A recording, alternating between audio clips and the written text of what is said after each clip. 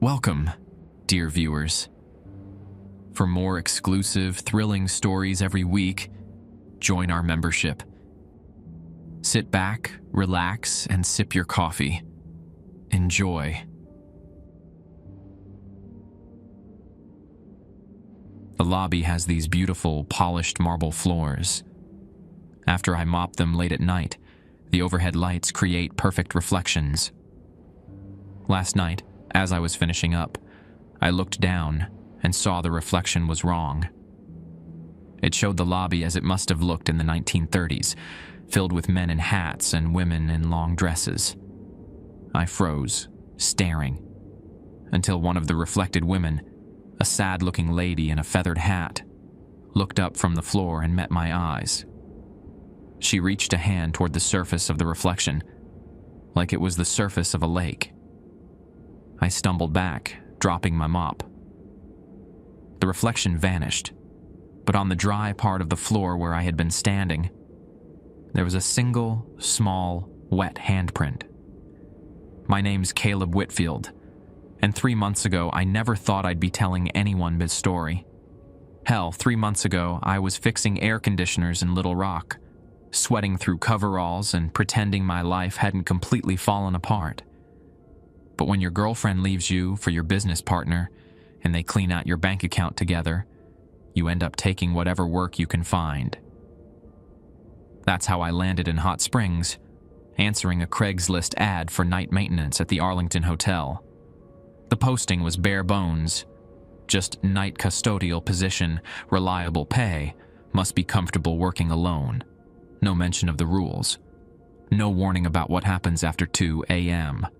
I grew up about 40 minutes south in Malvern, so I knew the Arlington's reputation. Every Arkansas kid hears the stories. The grand old hotel where mobsters used to gamble, where baseball players came for spring training, or Al Capone supposedly had a favorite room. My grandmother used to drive us past Bathhouse Row when I was little, pointing out the Arlington's red tile roof and telling us about the healing waters that drew folks from all over the country. What she never mentioned was why the hotel went through night staff so quickly. The day manager, Jessa Herndon, hired me on the spot. She was maybe 50, with graying hair pulled back tight, and the kind of smile that never reached her eyes. During our interview in the oak-paneled office behind the front desk, she kept glancing at a manila folder thick with what looked like incident reports. "The pay's $15 an hour," she said, sliding a sheet of paper across the desk. "Plus benefits after 90 days. But Caleb, and this is important, there are specific protocols for the night shift. Things that keep everyone safe." I figured she meant, don't prop doors open, don't let strangers in, basic security stuff. Every building has its quirks, right? The Cherokee bathhouse down the street reportedly had issues with homeless folks breaking in, nothing I couldn't handle. That first week, working 11 p.m. to 7 a.m., everything seemed normal. I'd vacuum the lobby carpet, dust the antique furniture, mop those gorgeous marble floors that reflected everything like mirrors. The Arlington felt peaceful at night, just the quiet hum of old radiators and distant traffic from Central Avenue. Then Jessa gave me the real orientation. It was my 8th night when Jessa pulled me aside after the day shift ended. The lobby was empty, except for a couple checking in late, their voices echoing off the high ceilings as the desk clerk handed them their key cards. She waited until they disappeared into the elevator before speaking. "Walk with me," she said, leading me toward the back corridors that connected to the older sections of the hotel. Her keychain jangled softly as we passed storage rooms and employee break areas I hadn't seen before. We stopped at a heavy wooden door marked "Staff Only" that looked original to the building. Inside was a small office with filing cabinets from the 1970s and a desk that belonged in the museum. She pulled out a leather portfolio and set it between us. "What I'm about to tell you stays between us," Jessa said, opening the folder. Inside were handwritten notes, typed memos from different decades, and what looked like police reports. The Arlington has certain requirements for night staff, things that aren't in the employee handbook. She pulled out a single sheet of paper, clearly photocopied many times. The header read, "Night Maintenance Protocols, Arlington Hotel," in faded typewriter font. "These aren't suggestions," she continued. "They're survival instructions. Follow them exactly, and you'll be fine. Ignore them." She gestured to a stack of incident reports. "Well, let's just say we've had turnover." I read the list, expecting standard security procedures. Instead, I found 8 rules that made my stomach twist. 1. Never work alone in the basement after 2:30 a.m. If you must retrieve supplies, do so before this time or wait until after 5 a.m. 2. If you hear piano music from the ballroom between midnight and 3 a.m., do not investigate. Continue your duties elsewhere until it stops. 3rd, roommate 24 is permanently out of order. Do not enter, even if guests complain about noises. Report any disturbances to management the next day. 4. When mopping the lobby floors, if the reflection shows anything other than the current room, stop immediately. Leave the area wet and return after 20 minutes. 5. The elevator will sometimes stop on floors that don't exist. If the doors open to reveal anything other than a hotel hallway, press the lobby button and do not exit. 6. Between 3 and 4 a.m., you may encounter guests in period clothing from the 1930s. Acknowledge them politely, but do not engage in conversation. They are not hostile if left undisturbed. 7. If the front desk phone rings more than 4 times in succession after 1 a.m., answer it, but do not speak first. Listen carefully and respond only with yes or no answers. 8. Should you see a woman in a feathered hat near the lobby mirrors, immediately retreat to the staff break room and wait there until sunrise. Do not attempt to communicate with her. I set the paper down and looked at Jessa. Is this some kind of initiation thing? Like hazing for new employees? Her expression didn't change. 3 weeks ago, our previous night custodian, Tommy Briggs, decided rule number 4 was nonsense. He'd worked here 6 months without incident, got cocky. She pulled out a photograph, security camera footage showing the lobby from above. This was taken at 2:47 a.m. The image showed a man I assumed was Tommy, mop in hand, standing in the center of the lobby. But something was wrong with the floor around him. It looked like water, but the surface rippled strangely, and dark shapes moved beneath it. "Tommy's in the reflection," Jessa said quietly. "Look closer." I squinted at the photo. Sure enough, there was a figure in the floor's surface. But it wasn't Tommy. It was someone else entirely. A man in an old-fashioned suit, reaching upward. "We found Tommy 20 minutes later," she continued. "Maintenance room, locked from the inside. Soaking wet, hair full of algae, rambling about drowning in 1937. He quit that morning and moved to Memphis. Won't take calls about what happened." The air in the small office suddenly felt thick and warm. I glanced at the door, calculating how quickly I could leave. "Why are you telling me this now?" I asked. "Why not on my first day?" "Because most people quit after the first week anyway," Jessa said, closing the folder. "The work's boring, the pay's decent but not great, and not everyone can handle being alone in the building this old. But you've stuck around. You've already seen something, haven't you?" I thought about the reflection in the lobby floor, the woman in the feathered hat who'd looked up at me, the handprint that appeared on dry marble. "Maybe," I admitted. "That's Rule 8, she said, tapping the paper. "Mrs. Catherine Holloway. Lost her husband in the stock market crash. Checked into the Arlington in November 1932. 3 days later, they found her in the lobby at dawn, sitting in front of the mirrors. Heart failure, they said, but she was smiling like she'd seen something wonderful. Jessa stood up and handed me the list. Keep this with you. Study it. And Caleb, don't try to be a hero. These rules exist because people died figuring them out. She left me alone in the office with the folder, the photographs, and a growing certainty that $15 an hour wasn't nearly enough for what this job actually required. But I needed the money, and Hot Springs wasn't exactly overflowing with opportunities for someone with my particular combination of bad credit and worse references. I folded the rules and slipped them into my back pocket, trying not to think about Tommy Briggs and his algae-filled hair. 2 nights after Jess's orientation, I walked into my shift with the rules folded in my wallet and a thermos of coffee strong enough to strip paint.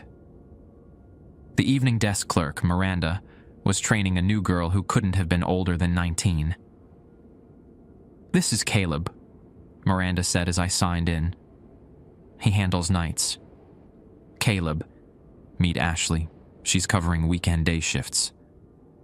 Ashley had that fresh-faced optimism that comes with never having worked in a place with actual history.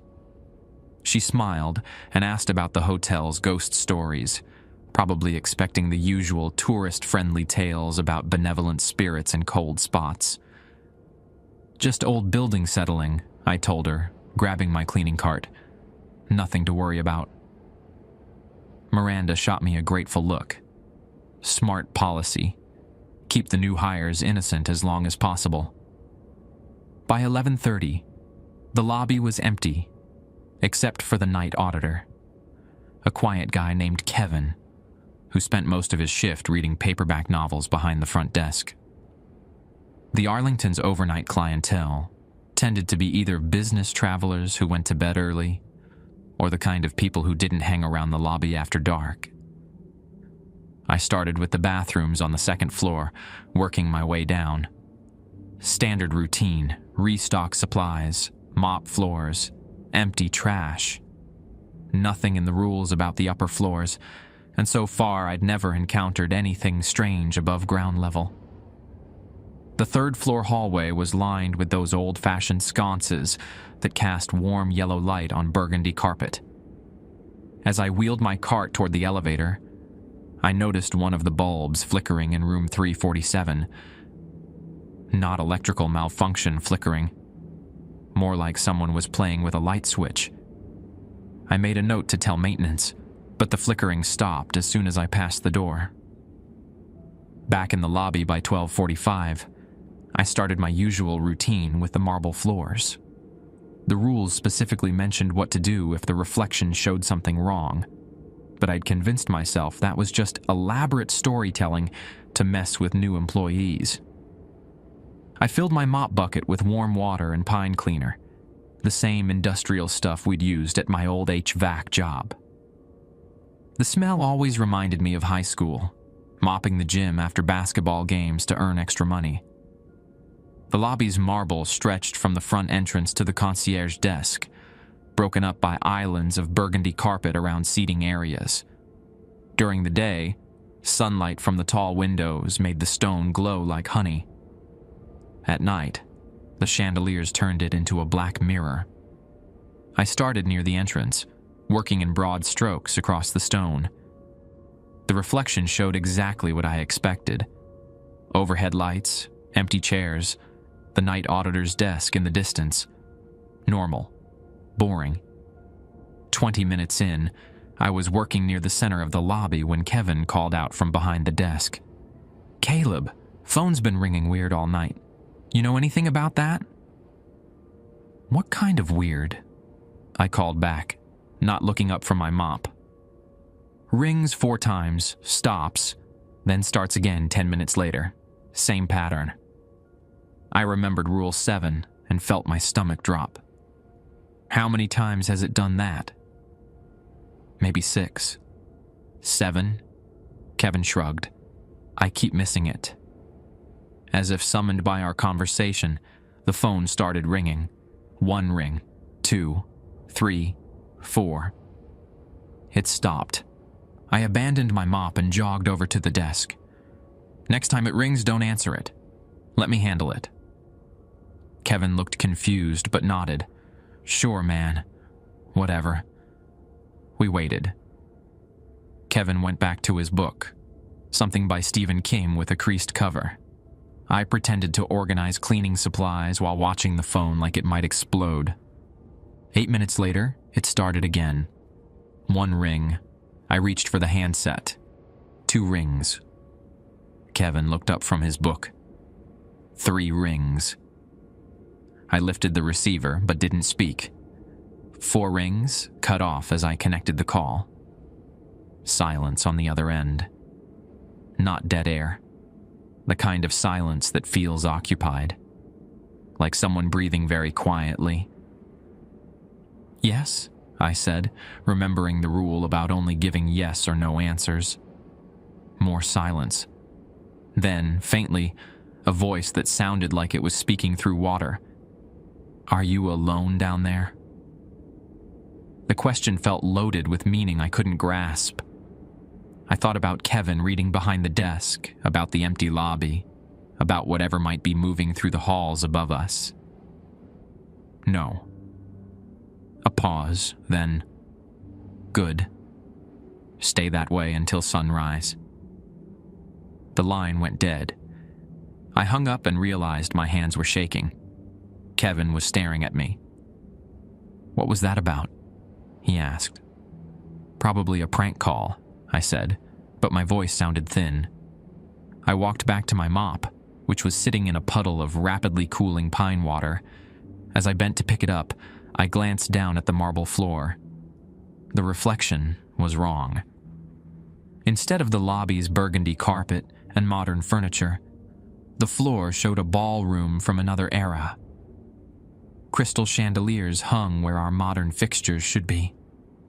Round tables covered in white cloth filled the space, and people in 1930s formal wear moved between them.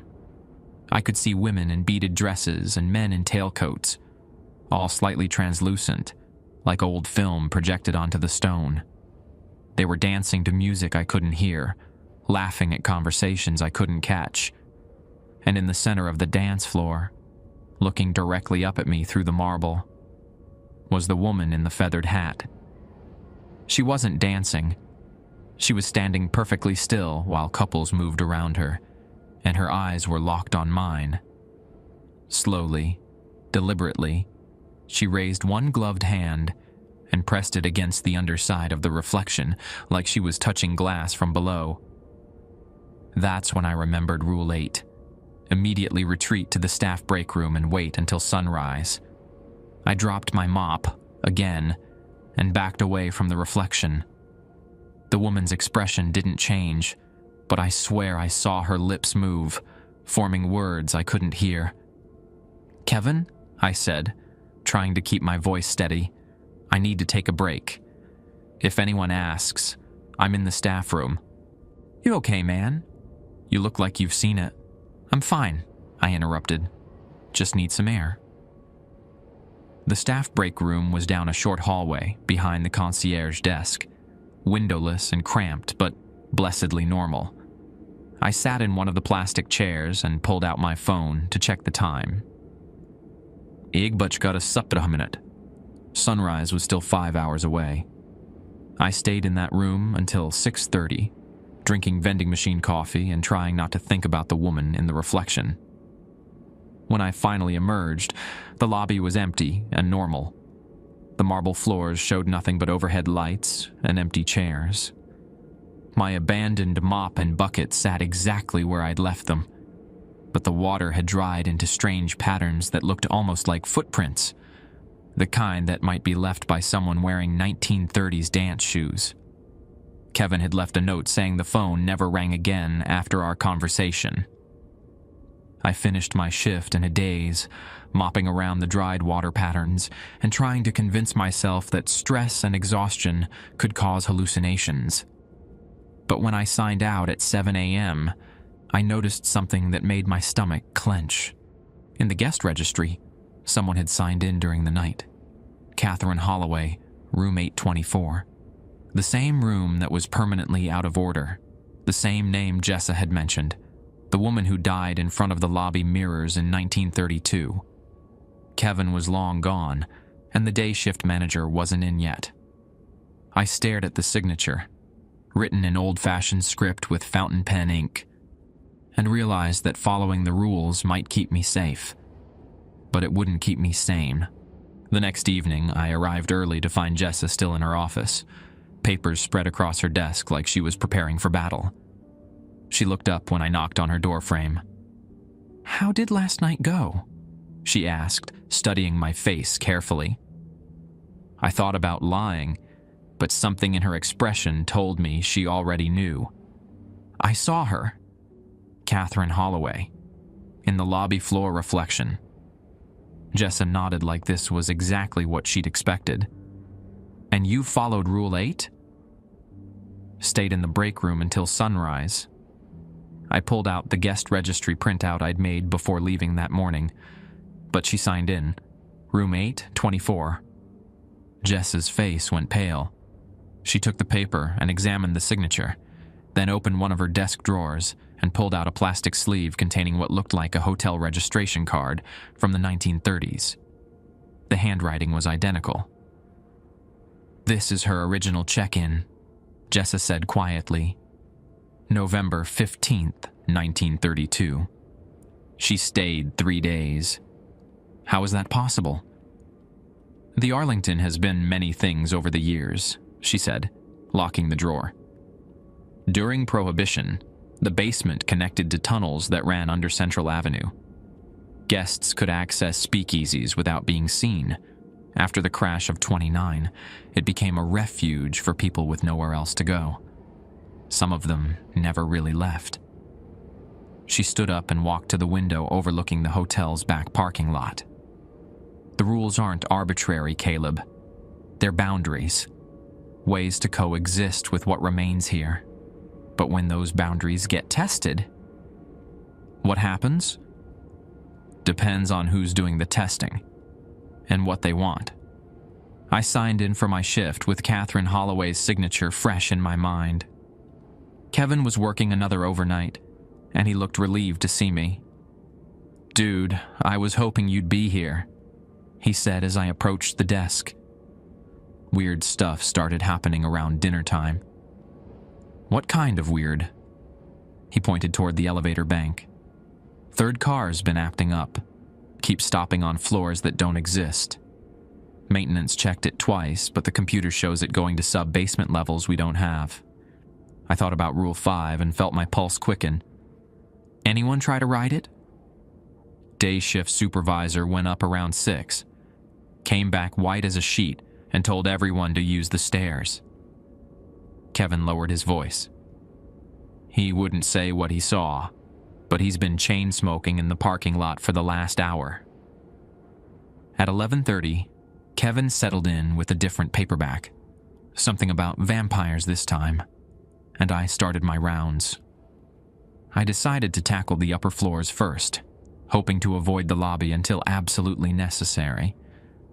The 8th floor was my usual starting point, but as I stepped off the elevator, something felt different.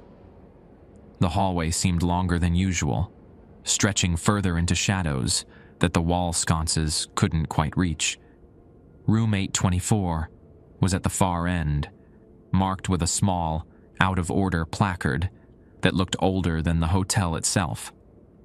As I worked my way down the hall with my cleaning cart, I kept glancing toward that door. No light leaked from underneath it, but I could swear I heard movement inside. Soft footsteps, like someone pacing on carpet. I was restocking towels in the housekeeping closet when I heard it. Piano music drifting up from somewhere below. Not the canned jazz they sometimes played in the lobby during the day, but something classical and melancholy, played by human hands on real keys. Rule 2. If you hear piano music from the ballroom between midnight and 3 a.m., do not investigate. I checked my watch. 12:47 a.m. The music continued as I finished the 8th floor, a waltz that seemed to echo through the walls themselves. When I reached the elevator, I hesitated. The middle car's display showed it was stopped on B2, a floor that didn't exist according to the hotel's directory. I pressed the call button for the left elevator instead. The doors opened immediately, and I stepped inside with my cart. As the doors closed, I heard the piano music more clearly, definitely coming from below, definitely live. Someone was down there playing, and part of me desperately wanted to know who. I pressed the button for the 7th floor and tried not to think about it. Working down through the building, I encountered my first guests of the night on the 5th floor. A couple in their 60s was standing by the ice machine, the woman in a hotel bathrobe, and the man wearing pajama pants and a t-shirt that read, Graceland, normal, contemporary, safe. "Excuse me," the woman said as I passed. "Have you been hearing music tonight? Piano music?" "Ma'am?" "It's been going for about an hour," her husband added. "Beautiful playing, but it's keeping us awake. We called the front desk, but they said there's no entertainment scheduled tonight." I thought about Rule 2 again. Don't investigate. But it didn't say anything about lying to guests. "I'll look into it," I told them. "Might be a radio left on somewhere." They thanked me and headed back to their room. As soon as their door closed, I pulled out my phone and texted Kevin. "Any other guest complaints about piano music?" His response came immediately. "3 calls so far." Told them we'd handle it. "You hearing it too?" "Yeah, don't go looking for it. Wasn't planning on it." By 2 a.m., I'd finished the upper floors and couldn't avoid the lobby any longer. The piano music had stopped around 1:30, but its absence felt more ominous than the sound itself. The lobby was empty except for Kevin, who was now reading the magazine instead of his book. "Caleb," he called as I approached, "that elevator's still acting up. Maintenance wants someone to check the basement storage before they call a service tech." I thought about Rule 1. Never work alone in the basement after 2:30 a.m. "What time is it?" I asked, though I already knew. 2:15. "Want me to come with you?" I almost said yes, but Kevin wasn't part of this. He didn't know about the rules, and I wasn't sure how the hotel's residents would react to an uninformed witness. "Nah, I've got it. Probably just a stuck relay or something." The basement access was through a service corridor behind the kitchen. I'd been down there a few times during day shifts to retrieve supplies. It was a normal hotel basement with concrete floors, storage rooms full of linens and furniture, and the kind of industrial equipment that keeps a building running. At 2:15 a.m., it felt like a different place entirely. The stairwell was darker than usual, and my footsteps echoed strangely, like the sound was bouncing off surfaces that weren't there. The basement hallway stretched out ahead of me, lit by bare bulbs that seemed dimmer than I remembered. I found the storage room that housed the elevator equipment and pushed open the heavy door. Inside were the usual motor assemblies and control panels, but something was wrong with the main display. Instead of showing 3 elevator cars on floors 1 through 8, it displayed 5 cars, with 2 of them stopped on basement levels marked B2 and B3. I photographed the display with my phone, then checked the individual car controls. The middle elevator, the one that had been malfunctioning, showed active calls for floors that shouldn't exist. As I watched, a new call appeared. B4. The basement only had 1 level. I was studying the control panel when I heard footsteps in the hallway outside. Slow, measured steps on concrete, moving toward the storage room. I checked my watch. 2:31 a.m., Rule 1. Never work alone in the basement after 2:30 a.m. The footsteps stopped just outside the door. I turned off the room's light and waited, trying to control my breathing. Through the gap under the door, I could see the hallway lights were still on, but no shadows passed by. The footsteps resumed, moving away from my hiding spot, but they sounded different now, like they were wearing different shoes, hard-soled dress shoes instead of work boots. I waited 5 more minutes before cracking the door open. The hallway was empty, but the air smelled different. Instead of the usual basement mixture of concrete dust and cleaning supplies, there was a faint trace of cigarette smoke and something floral, perfume or hair oil from another era. I grabbed my phone and headed for the stairs, taking them 2 at a time. Behind me, I heard the elevator ding and the sound of doors opening, but I didn't look back. When I reached the lobby, Kevin was gone from the front desk. A note in his handwriting read, "Bathroom break. Back in 5 inches." I looked at the elevator display panel near the front desk. All 3 cars showed normal positions on floors 1 through 8. No phantom basement levels, no mysterious calls. But when I checked my phone, the photograph I'd taken showed exactly what I'd seen. 5 elevators. 2 of them servicing floors that officially didn't exist. Kevin returned a few minutes later, looking slightly shaken. "Everything okay?" I asked. "Yeah, just weird night, you know. Could have sworn I heard someone walking around upstairs while you were in the basement. But when I checked, all the halls were empty." I nodded and went back to my cleaning, but I couldn't shake the feeling that the hotel was becoming more active. The residents, whatever they were, seemed to be testing boundaries of their own.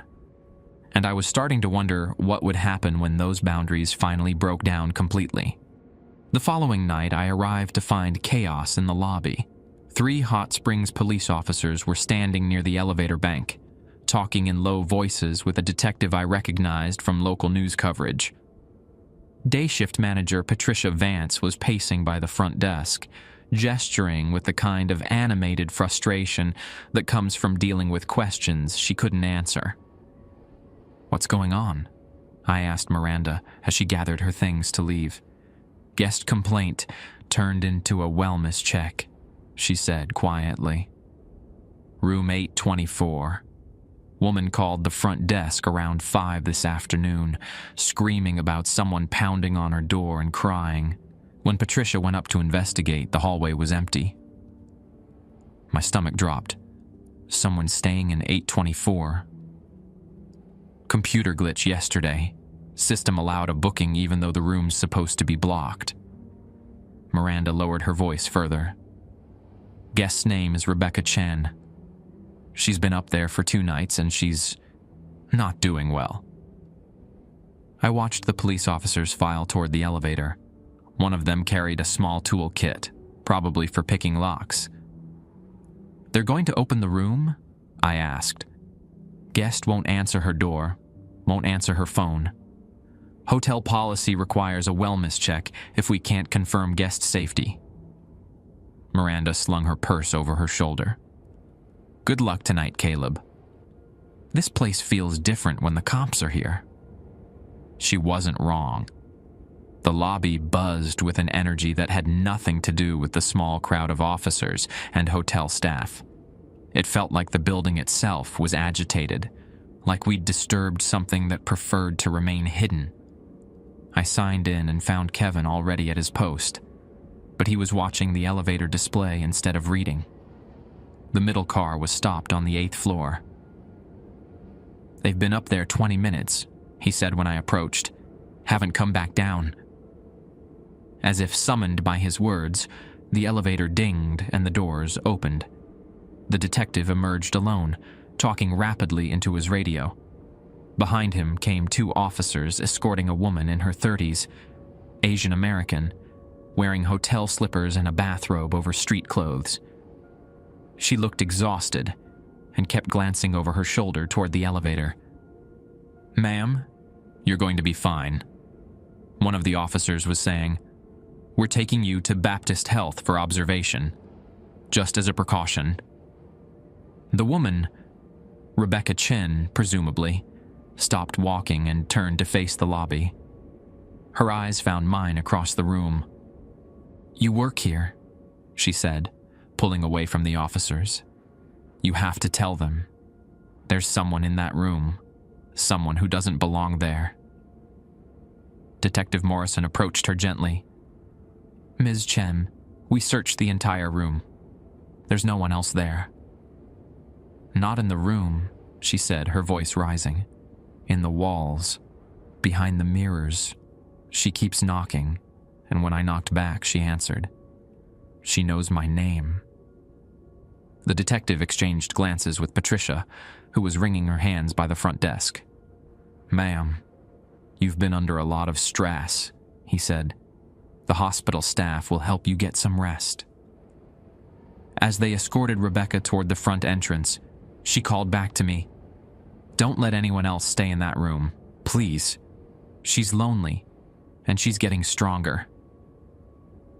After they left, Patricia spent 20 minutes on the phone with the hotel's corporate office, explaining why room 824 needed to remain permanently blocked in the computer system. The lobby slowly returned to its usual nighttime quiet, but I couldn't shake Rebecca's words.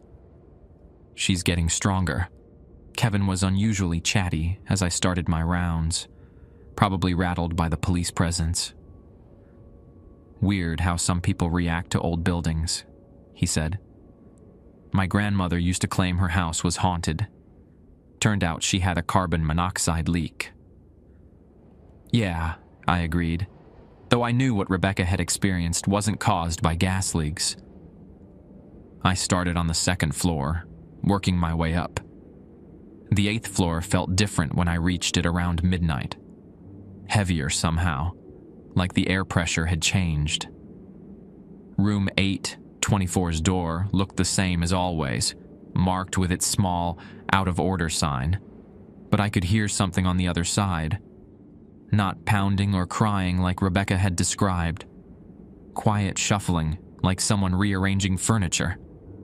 I moved past quickly and finished the floor, but as I waited for the elevator, the sounds from 824 grew louder. Definitely movement now, and what sounded like drawers opening and closing. The elevator arrived, the left car, thankfully, and I stepped inside with my cleaning cart. As the doors closed, I heard a new sound from down the hall. 3 sharp knocks, repeated twice. Knock, knock, knock. Pause, knock, knock, knock. The same pattern Rebecca had mentioned. On the 7th floor, I encountered my first guest of the night. A man in his 50s stood by the vending machines, feeding quarters into the slot. He wore khakis and a polo shirt. Normal hotel guest attire. "Evening," I said as I passed. He looked up and smiled, but something about his expression seemed off. Too polite, too formal. "Good evening," he replied, and his accent was faintly southern but old-fashioned, like he'd learned to speak in a different era. "Lovely hotel you have here. Reminds me of the old days." I nodded and continued down the hall, but as I reached the housekeeping closet, I realized what was bothering me. The vending machines had been broken for 3 days. Maintenance had put out-of-order signs on both of them yesterday morning. I turned back, but the hallway was empty. No guest, no sound of footsteps, no indication anyone had been there at all. Rule 6.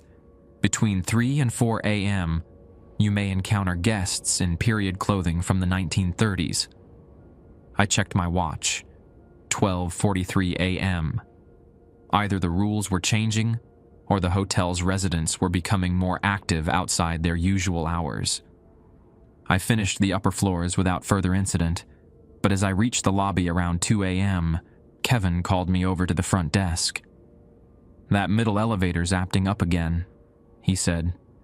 "Been stopping on phantom floors for the last hour. Want me to call maintenance?"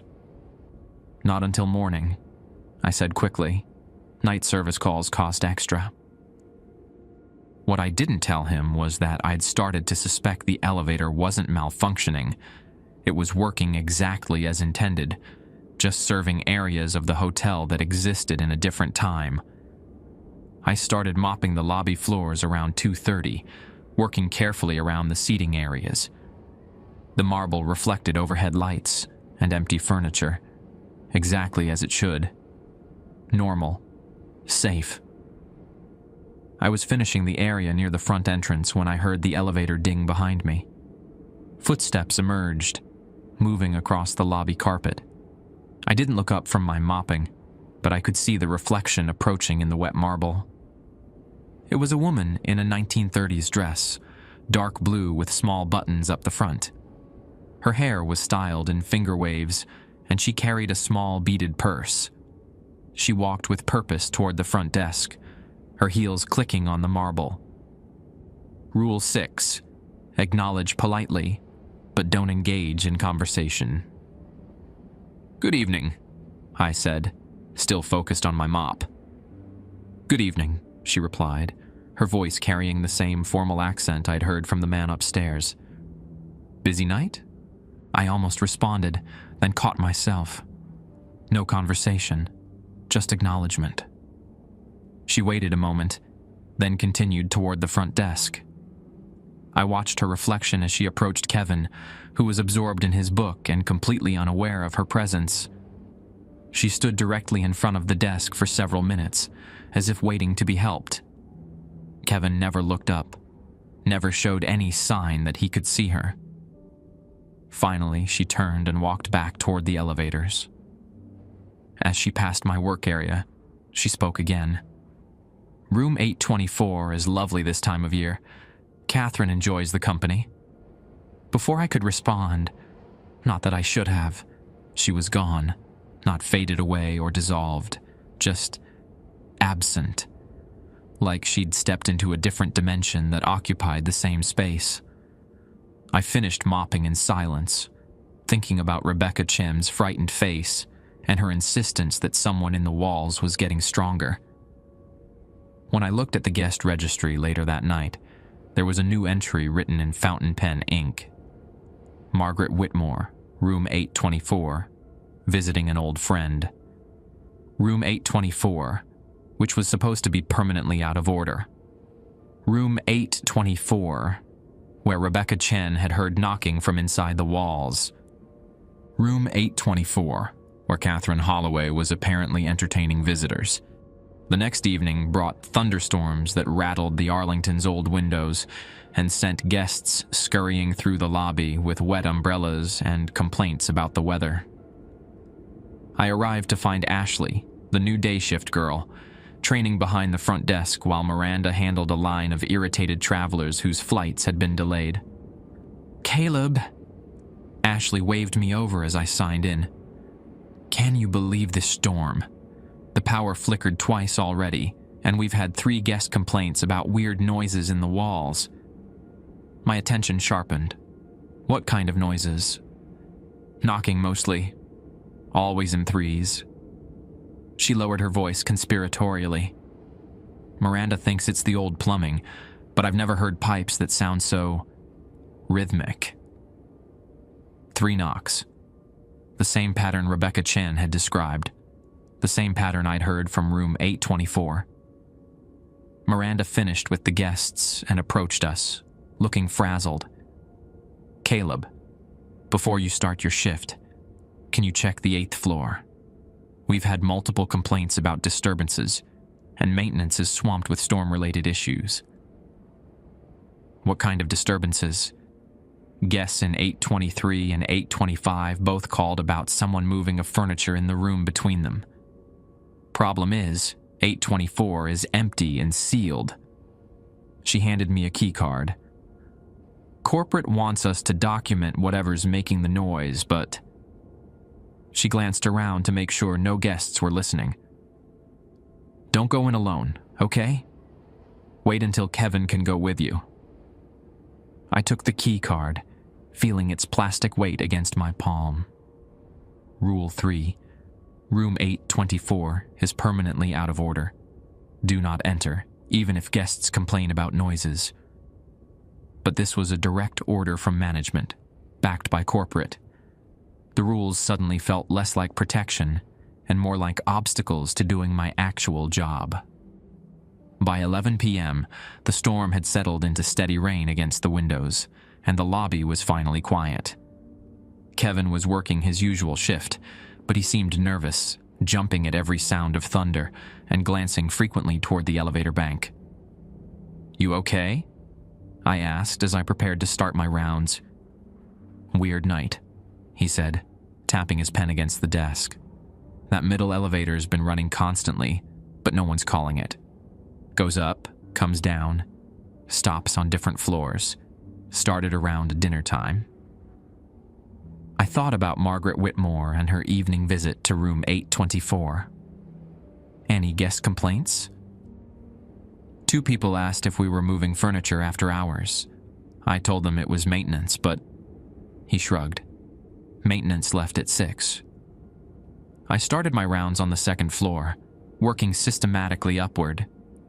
The building felt different during the storm, more alive somehow, like the rain and wind were feeding energy into its old bones.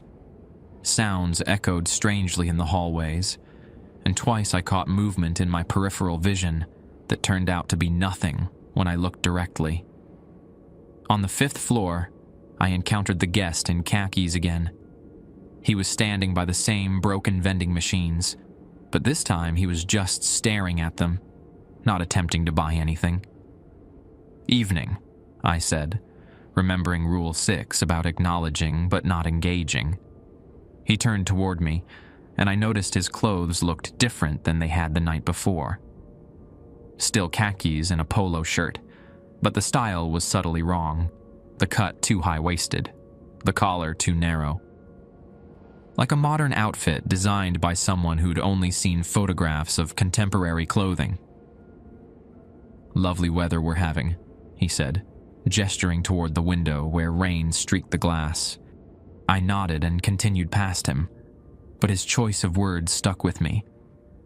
No one calls a thunderstorm lovely weather, unless you were someone who remembered when storms meant something different, when people gathered on hotel porches to watch lightning over the mountains, when electricity was newer and more remarkable. On the 7th floor, I found another guest, a woman in her 40s wearing a business suit that looked expensive, but somehow outdated. She was standing in front of the elevator bank, pressing the call button repeatedly.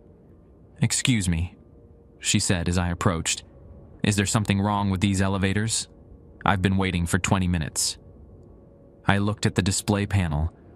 All 3 cars showed they were stopped on the 8th floor. "I'll check on that for you," I said, pulling out my phone to text Kevin. But before I could type anything, all 3 elevators dinged simultaneously, and their doors opened. The left and right cars were empty, showing normal 8th floor hallways. The middle car revealed something else entirely. Instead of the burgundy carpet and cream-colored walls I expected, I was looking at what appeared to be a hotel hallway from the 1930s. Dark wood paneling, different light fixtures, carpet with a geometric pattern I'd never seen in the Arlington. And standing in the hallway, just visible through the elevator doors, was Catherine Holloway.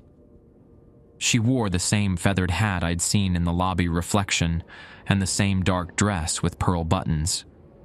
But now she was looking directly at me, and her expression wasn't sad or lonely. She looked determined. "8th floor," she said clearly, her voice carrying the same formal accent as the other period guests. "Room 824. The woman in the business suit stepped toward the middle elevator. "Finally. Thank you." I grabbed her arm without thinking. "Not that one. Use the left elevator." She looked at me strangely, but stepped into the left car instead. The doors closed, and she was gone. The middle elevator doors stayed open. Catherine Holloway continued to stare at me from her impossible hallway. "We need to talk," she said. "Rule 8. If you see a woman in a feathered hat near the lobby mirrors, immediately retreat to the staff break room and wait until sunrise. But this wasn't the lobby, and she wasn't near any mirrors. The rules hadn't anticipated this scenario. "I can't," I said. "I have work to do." "Your work is keeping us apart," she replied. "Margaret came to visit yesterday, but the barriers are weakening. Soon, others will follow." The elevator doors started to close, but they stopped and reopened as if someone had pressed the button. "Room 824, Catherine repeated. "Before the storm ends. Some conversations can't wait for morning." The doors closed with finality, and the middle elevator began moving, down according to the display, toward floors that shouldn't exist. I finished the 7th floor in a daze and took the left elevator to the 8th, my mind racing. The rules were supposed to protect me, but they assumed I could simply avoid confrontation. What happened when avoidance was no longer an option? The 8th floor hallway looked normal. Burgundy carpet, cream walls, the familiar sconces casting a warm light. Room 824's door stood closed at the far end, marked with its small, out-of-order sign. But as I approached with my cleaning cart, I could hear voices inside. 2 women talking in low tones, their words muffled by the door but their cadence clear. One voice was Catherine's. The other belonged to someone I didn't recognize. I was debating whether to investigate when my phone buzzed with a text from Kevin. "Guest in lobby asking about you. Says she needs to speak with maintenance urgently." I texted back, "On my way down." But as I turned toward the elevator, the voices in room 824 grew louder. I could make out words now. "Getting stronger every night. The barriers were never meant to be permanent. He doesn't understand what he's preventing." The conversation stopped abruptly, and the hallway fell silent. I pressed the elevator call button and waited, trying not to look back toward room 824. When the doors opened, I stepped inside quickly and selected the lobby level. As the elevator descended, I heard 3 sharp knocks echo through the shaft. Then 3 more. Then silence. The lobby was empty except for Kevin and a woman I'd never seen before. She was maybe 60, with gray hair pulled back in a simple bun, wearing a cardigan and slacks that looked contemporary but somehow timeless. She could have been anyone's grandmother, except for her eyes. They held the same formal intensity I'd seen in the period guests. "You must be Caleb," she said as I approached. "I'm Dorothy Fletcher. I've been staying here for several days, and I need to discuss something important with you." Kevin looked between us uncertainly. "She's been waiting in the lobby for about an hour," he said. "Insisted on speaking with you specifically." I checked the guest registry quickly. No Dorothy Fletcher listed for any recent dates. "What can I help you with, ma'am?" I asked carefully. "It's about room 824, she said. "And about Catherine. She's trying to help, but the situation has become complicated."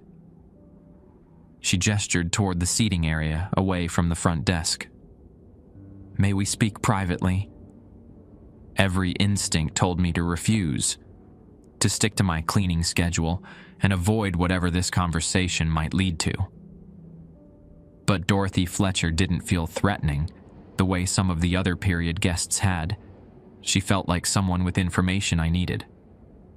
We sat in 2 chairs facing each other across a small table. Dorothy folded her hands in her lap and studied my face. "You've been following the rules," she said. "That's wise. They've kept you safe so far. But Catherine believes you're ready to understand more about why those rules exist." "I'm just here to clean the building," I said. "No," Dorothy replied gently. "You're here because the Arlington chose you. Buildings like this don't keep night staff by accident. They select people who can handle the responsibility." She leaned forward slightly. The rules aren't just about avoiding danger, Caleb. They're about maintaining balance between what was and what is, between the guests who never left and the ones who visit temporarily. I don't understand. Room 824 was Catherine's room when she died, but it was also Margaret Whitmore's room, and Eleanor Davidson's, and dozens of others over the years. Women who came here seeking something, healing, hope, escape, and found more than they bargained for. Dorothy's voice took on a storytelling cadence, like she'd explained this before. The Arlington sits on springs that were sacred long before the first hotel was built here. The water that drew people seeking healing also amplified their emotions, their needs, their desperate wishes. Some of those wishes were strong enough to outlast the people who made them. Are you telling me the hotel is actually haunted? I'm telling you it's a repository. A place where human longing crystallized into something more persistent than memory. She gestured toward the elevator bank. Catherine and the others aren't ghosts in the traditional sense. They're echoes of intention, sustained by the same energy that drew people to these springs for centuries. Thunder rumbled outside, and the lights flickered briefly. The storm is weakening the barriers between their time and ours, Dorothy continued. Catherine asked me to explain because she knows you're afraid of her. But she's not your enemy, Caleb. She's trying to prevent something much worse. What could be worse? Dorothy's expression grew serious. The guests from earlier periods aren't all as benevolent as Catherine. Some came here fleeing violence. Others brought their violence with them. The rules exist to keep those echoes contained, but if the barriers fail completely... She didn't finish the sentence, but I could imagine the implications. What does Catherine want from me? To show you the truth about room 824. To help you understand what you're really protecting. Dorothy stood up, smoothing her cardigan.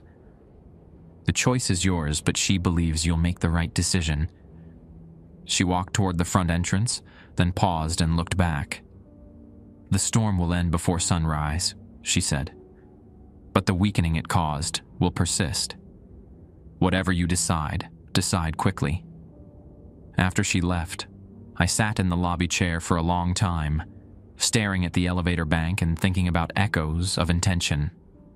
Kevin occasionally glanced over from his book, but he didn't ask questions. At 3:17 a.m., I made my decision. I walked to the front desk and borrowed the key card Miranda had given me earlier. "Where are you going?" Kevin asked. "Room 824, I said. "If you don't hear from me in 30 minutes, call the police." I rode the middle elevator to the 8th floor, and this time, it showed me exactly what I expected to see. The middle elevator opened onto the 8th floor exactly as it should have. Burgundy carpet, cream walls, familiar sconces. Nothing had changed from my earlier visit, except now I could hear voices more clearly from behind the door of room 824. 3 distinct female voices, talking over each other in urgent whispers. I caught fragments. Time is running short. And he needs to see. And before the others wake up. I walked down the hallway with Miranda's keycard clutched in my sweaty palm. The out-of-order sign hung crooked on the door handle, and I could see light leaking from underneath. Warm yellow light, like old incandescent bulbs, not the harsh fluorescence the hotel used everywhere else. I knocked softly, 3 times. The voices stopped immediately. "Catherine," I called. "Dorothy said you wanted to talk." The door opened before I could use the keycard. Catherine Holloway stood in the threshold, and for the first time I could see her clearly. She was younger than I'd expected, maybe 30, with dark hair finger-waved in the style of her era, and intelligent brown eyes that held decades of sadness. "Thank you for coming," she said, stepping aside to let me enter. I know this violates your instructions." The room was not what I expected. Instead of a standard hotel layout with a queen bed and modern furniture, I stepped into what looked like a 1930s apartment. A sitting area with a velvet couch and wooden radio occupied the space where the bed should have been. Heavy curtains covered windows that faced the wrong direction. I could see Hot Springs' mountain lights through them, but from an angle that was topographically wrong for the 8th floor.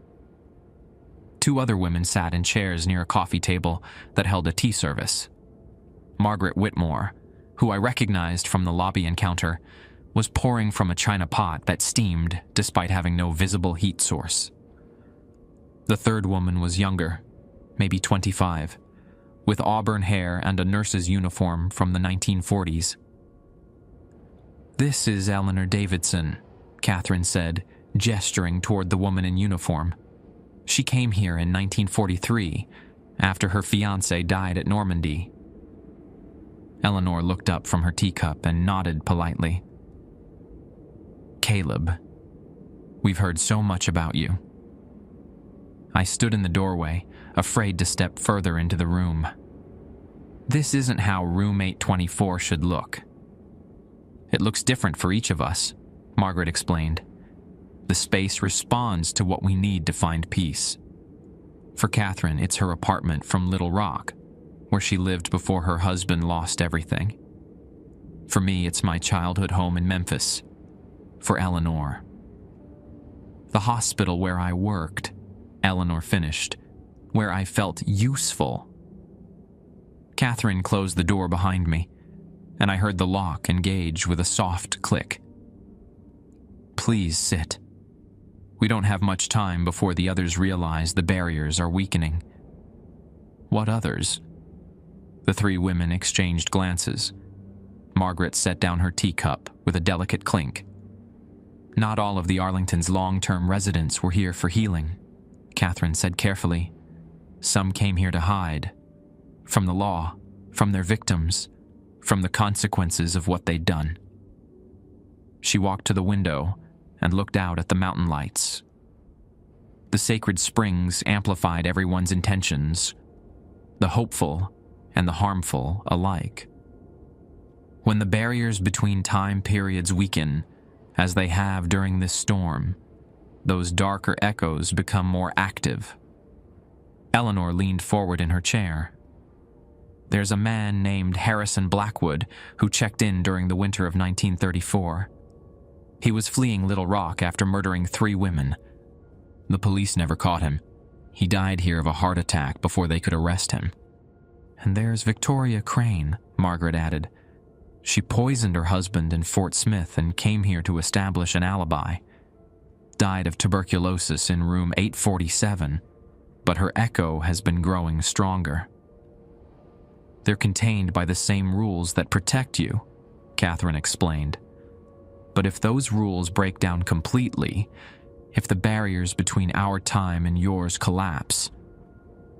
She turned back to face me. "They won't be content to remain echoes. They'll try to inhabit your world more fully, to finish what they started." I felt my legs go weak and sunk heavily on the velvet couch. How is any of this my responsibility? I just clean floors. "Because you can see us clearly," Eleanor said. "Most people catch glimpses, hear voices, feel cold spots.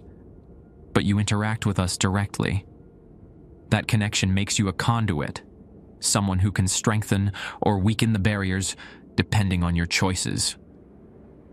Margaret stood and walked to an ornate mirror that hung where the bathroom door should have been. "The rules your manager gave you aren't arbitrary.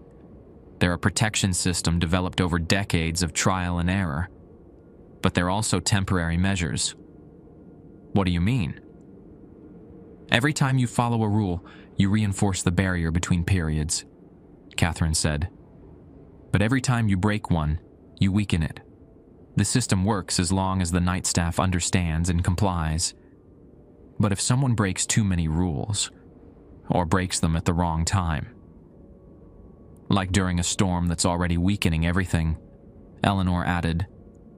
Catherine sat beside me on the couch, and I was surprised that she felt solid, warm, human. We've been trying to maintain balance for almost 90 years, keeping the harmful echoes contained while providing sanctuary for those who need it. But the system is failing. Rebecca Chen, I said suddenly. The guest who was staying here. What really happened to her? The three women exchanged another look. Victoria Crane has been testing the boundaries, Margaret said quietly. She's learned to project her influence into the physical world for short periods. She was trying to possess Rebecca, to use her body to leave the hotel.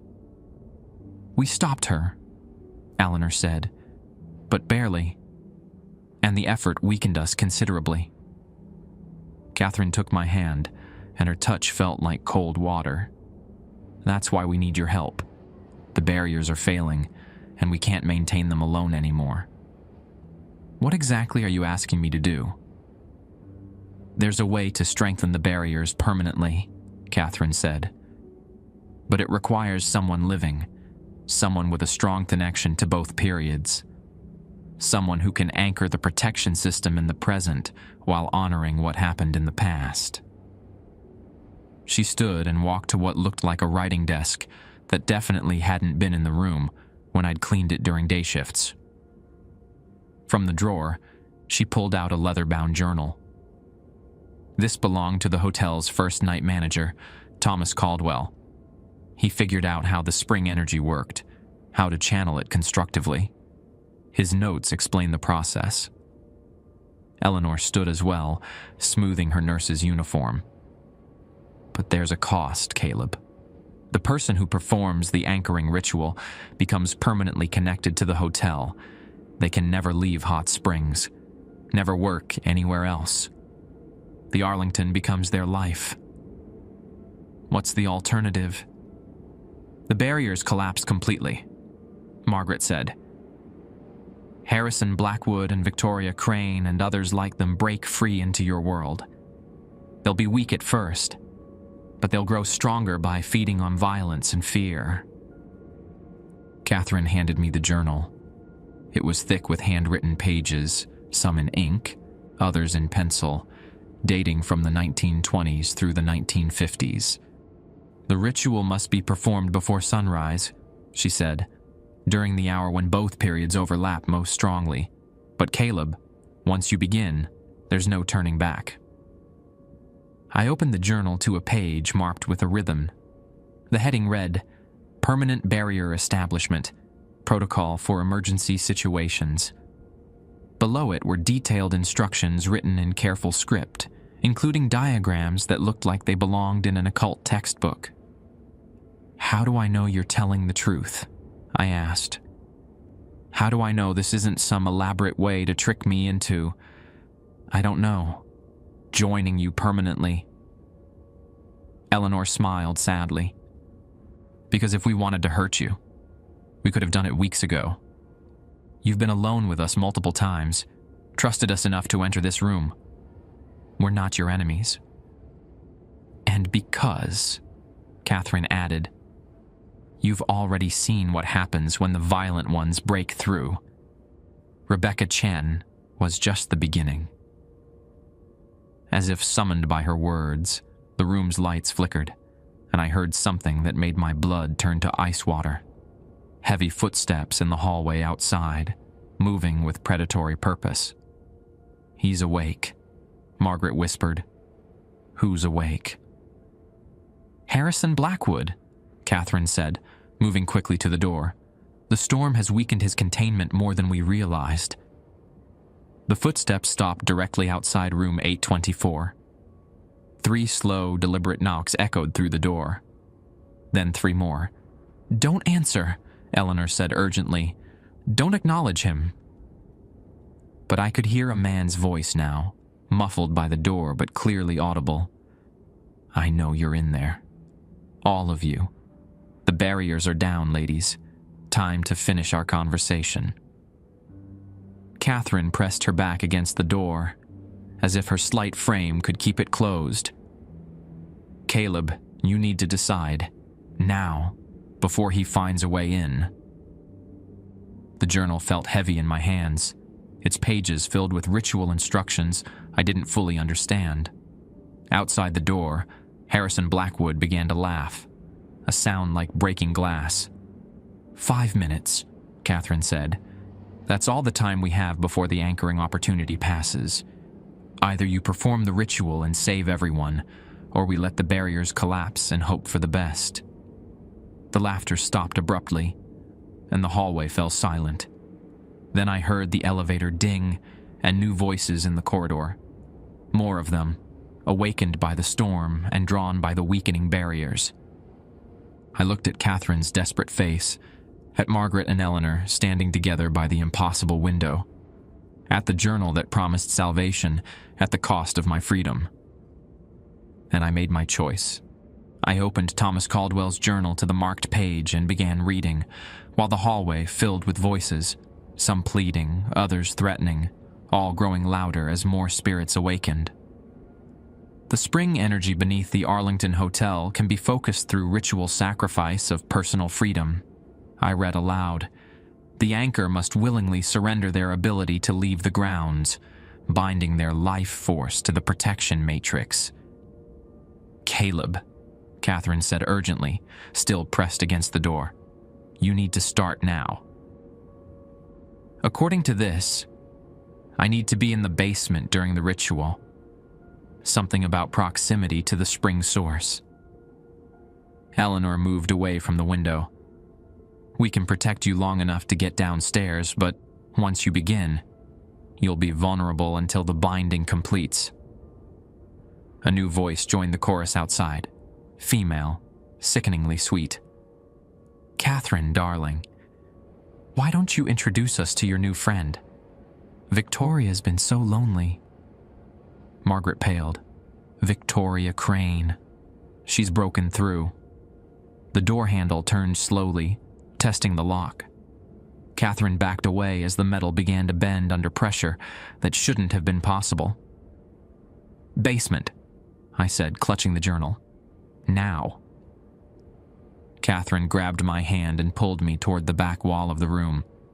Instead of solid plaster, my palm passed through what felt like cold water. She stepped forward, and I followed, trusting her completely. We emerged in a hotel corridor I'd never seen before. Older, with dark wood paneling and gas lamp fixtures that flickered with actual flames. Margaret and Eleanor materialized beside us, their period clothing making perfect sense in this environment. "Service stairs," Catherine said, leading us down a narrow staircase that spiraled deeper than the hotel's official basement. "This connects to the original spring chamber." Behind us, I heard the door to room 824 explode inward, followed by Harrison Blackwood's voice. "You can't hide from us forever, ladies. The barriers are crumbling." We descended through layers of hot springs history, past foundations from buildings that had stood here in the 1800s, through tunnels carved by Prohibition-era smugglers, down to chambers that predated European settlement entirely. The air grew warmer as we descended, thick with mineral vapor that made my skin tingle. Finally, we reached a natural cavern where steaming water bubbled up from pools carved directly into the rock. This was the source, the sacred spring that had drawn people here for centuries. "Here," Catherine said, pointing to a circular platform of smooth stone at the chamber's center. "Stand there and read the incantation." I stepped onto the platform and felt energy immediately surge through my feet. Not electricity, but something older and more primal. The journal's pages fluttered in my hands, though there was no wind underground. "The ritual requires 3 witnesses," Eleanor said, reading over my shoulder. 3 anchors from different time periods to stabilize the connection." "We're your witnesses," Margaret said. "But once you begin, we won't be able to protect you from the others." Above us, heavy footsteps echoed through the stairwell. They were coming. I found the incantation on the journal's final page. Words in English mixed with what looked like Cherokee phrases, probably copied from older sources that Thomas Caldwell had discovered. "Wait," I said. "What about Kevin? What happens to him when this goes wrong?"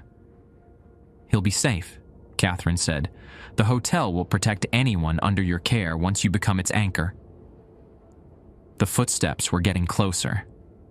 Multiple sets now, moving with coordinated purpose.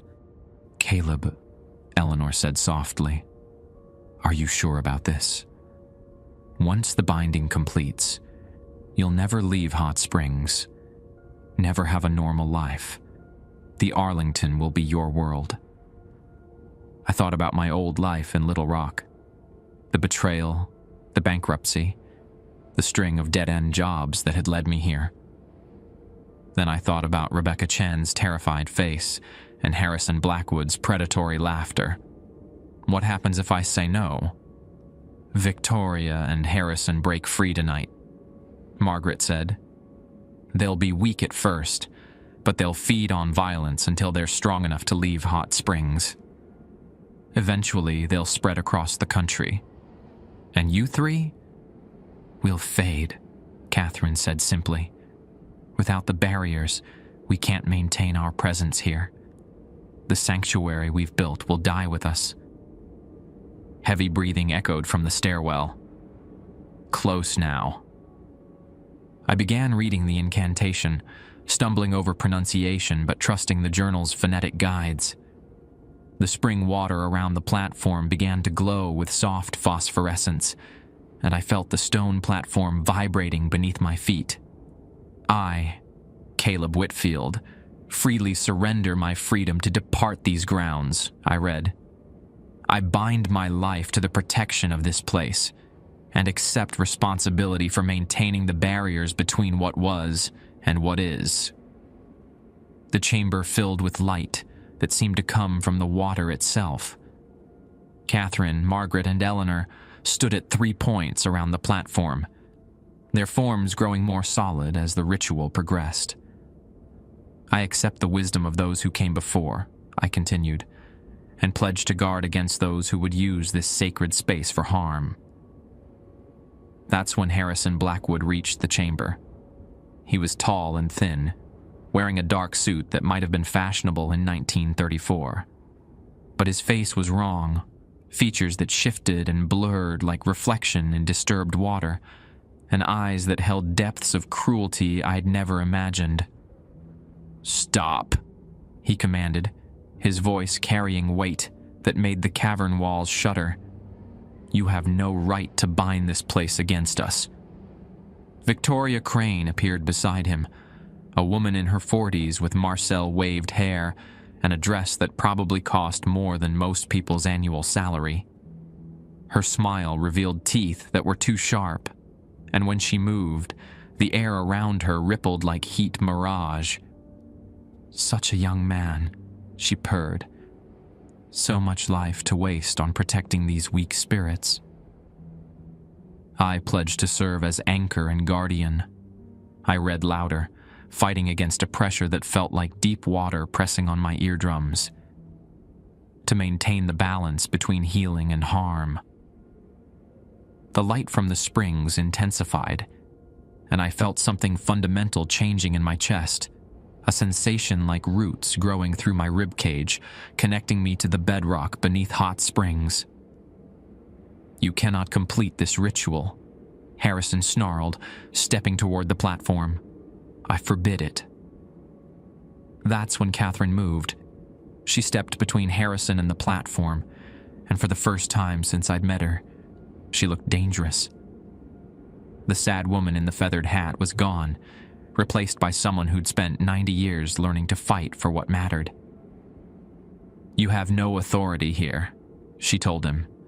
"This space belongs to those who seek healing." Margaret and Eleanor flanked her, forming a barrier around the platform. Margaret's grandmother appearance fell away. revealing the steel that had helped her survive the depression. Eleanor's nurse uniform seemed to glow with its own light, and I remembered that she'd spent her living years tending wounded soldiers. "Until this binding is complete," I read, my voice growing stronger as energy flowed through me. "I accept guardianship of all souls who shelter here." Victoria Crane laughed, a sound like breaking china. "3 lonely women against the power of our hunger. You've grown weak in your sanctuary." She lunged toward Eleanor, hands that had held poison extended like claws. Eleanor caught her wrists and held firm, her nurse's training serving her well in this different kind of struggle. Harrison charged toward Catherine, but Margaret intercepted him, moving with surprising speed for someone who appeared to be in her 60s. "I seal this covenant with my own life," I shouted over the sounds of supernatural combat, "and accept the eternal responsibility it brings." The cavern exploded with light. When my vision cleared, Victoria and Harrison were gone, not destroyed, but contained, pushed back into whatever corner of the hotel's reality held them. Catherine, Margaret, and Eleanor stood around the platform, looking more solid than I'd ever seen them. And I felt different, connected, like I could sense every room in the hotel, every guest sleeping peacefully, every shadow moving through the halls. The Arlington had become part of me, and I was part of it. "It's done," Catherine said, and her voice carried both relief and sadness. "The barriers are permanent now. Victoria and Harrison are contained, and the sanctuary is secure." "How do you feel?" Eleanor asked. I tested the sensation of trying to imagine leaving Hot Springs, walking out the hotel's front entrance and driving away. The idea felt not just impossible, but fundamentally wrong, like trying to separate my head from my body. "Different," I said. "But not that different." Margaret smiled. "You'll find that your connection to the hotel brings certain advantages. Enhanced perception, the ability to communicate with all the residents, knowledge of threats before they become dangerous. And you'll never be alone," Catherine added. "The sanctuary is stronger now because of your sacrifice. We can help more people, protect them better." The journal in my hands crumbled to dust, its purpose fulfilled. Above us, I could sense Kevin at the front desk, safe and unaware of what had transpired. "What happens now?" I asked. "Now," Catherine said, "you go back to work. You have a hotel to maintain and guests to protect. But you'll never have to wonder if you're making a difference." As we climbed back toward the hotel proper, I realized that for the first time in months, I felt like I belonged somewhere, even if I could never leave. The morning after the ritual, I reported to work as usual. Kevin looked up from his book and waved, completely unaware that the person signing the overnight log was fundamentally different from the one who'd signed out 12 hours earlier. "Quiet night?" he asked. "Peaceful," I said, and meant it. Jessa arrived at her usual time, but she took one look at me and knew something had changed. During our morning briefing, she studied my face with the expression of someone trying to solve a puzzle. "The guest complaints stopped," she said finally. "No mysterious noises, no phone calls about piano music. Even the elevator's working normally. Maybe it just needed time to settle." She nodded, but her eyes held questions she wasn't ready to ask. Smart woman. Some answers required preparation. By the end of my first week as the hotel's anchor, I'd established new routines. The rules still existed, but they served a different purpose now. Guidance for temporary staff, rather than survival instructions for me.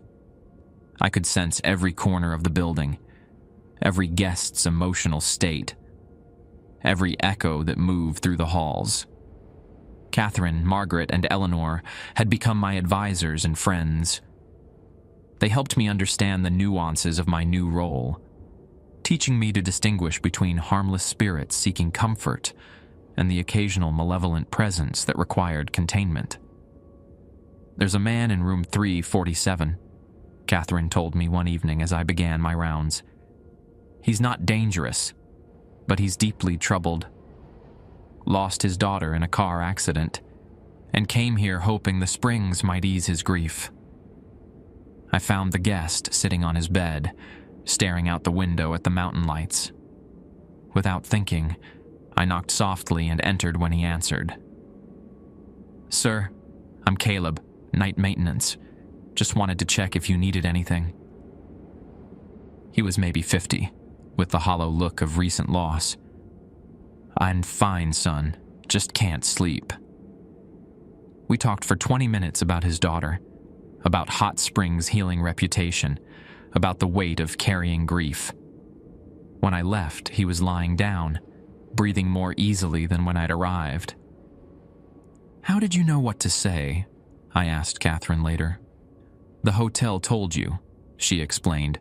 "Part of being the anchor means understanding what people need. The springs amplify healing intention, just as they once amplified harmful desires. I learned that my connection to the Arlington extended beyond its walls. I could sense disturbances throughout Hot Springs that might threaten the balance we maintained. Twice in my first month, I helped local police locate missing persons who'd wandered into areas where the spiritual energy was unstable. They never asked how I knew where to look. My living situation changed gradually. The hotel provided me with the apartment on the 3rd floor, room 312, which had been mysteriously vacant for decades.